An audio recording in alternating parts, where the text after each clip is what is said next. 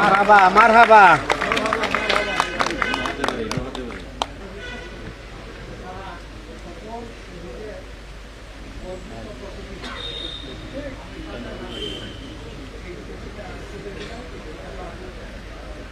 আজকে কেন আমরা এই ছোট্ট আয়োজন এটা আয়োজন করেছি?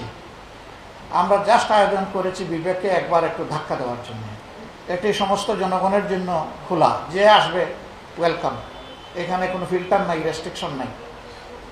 তারা দেখবে, নিজের অভিপ্রায় ব্যক্ত করবে।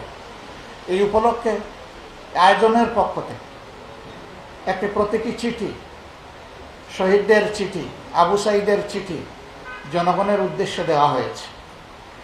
এখানে যারা এসেছেন এবং যারা আসবেন, আমার অনুরোধ থাকবে এই চিঠিটা একবার চোখ বুলাবেন।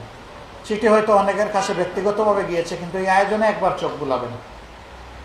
চোখ বুলালে আমাদের বিবেকের কাছে যে প্রশ্নগুলো জাগ্রত হবে তার উত্তর আমাদেরকে দিতে হবে, অর্থাৎ এ দায়িত্ব আমাদেরকে পালন করতে হবে।